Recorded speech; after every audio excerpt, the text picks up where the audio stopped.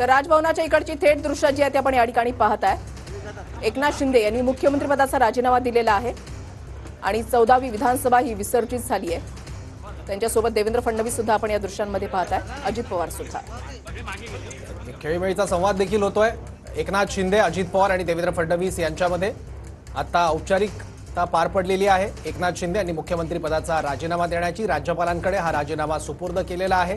विधानसभेचा कार्यकाळ संपल्यावर मुख्यमंत्री पदाचा राजीनामा देणे हे बंधनकारक असतं, त्यामुळे त्याच प्रक्रियेअंतर्गत एकनाथ शिंदे यांनी मुख्यमंत्री पदाचा राजीनामा दिला आणि त्यानंतर काळजीवाहू मुख्यमंत्री म्हणून त्यांची नियुक्ती करण्यात आलेली आहे। त्यामुळे नवं सरकार स्थापन होईपर्यंत एकनाथ शिंदे हे काळजीवाहू मुख्यमंत्री असतील।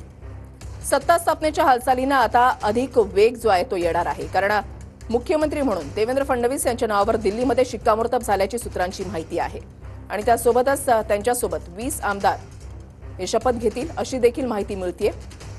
अधिकृत घोषणा कधीपर्यंत होणार हे पाहणं देखील तितकंच महत्त्वाचं असेल।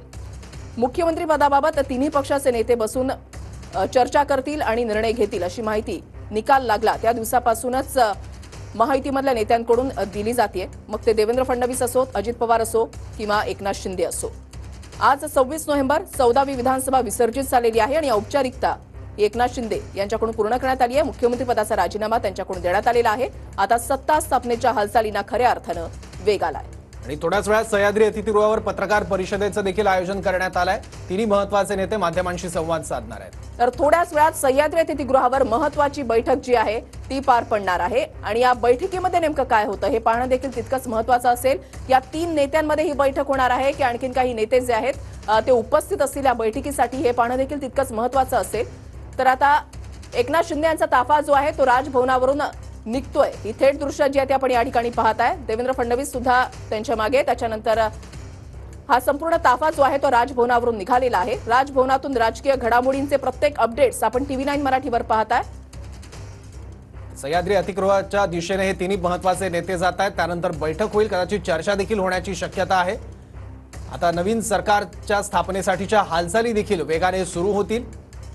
राजीनामा देण्याची औपचारिकता पार पडलेली आहे। काळजीवाहू मुख्यमंत्री म्हणून एकनाथ शिंदे आता काम बघणार आहेत। सह्याद्री अतिथीगृहाच्या दिशेने हे तिन्ही नेते गेलेले आहेत, तिथे बैठक होईल, चर्चा होईल आणि त्यानंतर हे तिन्ही प्रमुख नेते माध्यमांशी संवाद साधण्याची देखील शक्यता आहे। शिंदे, अजित पवार आणि फडणवीसांची महत्त्वाची बैठक सह्याद्री अतिथीगृहावर होणार आहे आणि या बैठकीनंतर शिंदे, फडणवीस आणि अजित पवारांची एकत्रित पत्रकार परिषद होऊ शकते। या पत्रकार परिषदेमधून काही घोषणा महत्त्वपूर्ण केली जाऊ शकते का हे पाहणं देखील तितकंच महत्त्वाचं असेल, कारण सत्ता स्थापनेच्या हालचालींना आता खऱ्या अर्थानं वेग आलेला आहे। पुढची प्रक्रिया नेमकी कशी असेल आणि कशा पद्धतीचं नियोजन केलं जाणार आहे त्या संदर्भातली कदाचित माहिती जी आहे ती या पत्रकार परिषदेमधून दिली जाऊ शकते। मात्र या पत्रकार परिषदेपूर्वी या तिन्ही नेत्यांमध्ये महत्त्वपूर्ण बैठक होणार आहे।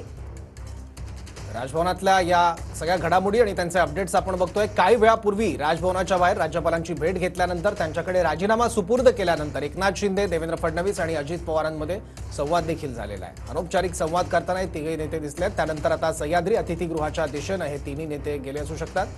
थोड्याच वेळात सह्याद्री अतिथीगृहावर पत्रकार परिषद देखील आयोजित करण्यात आली आहे।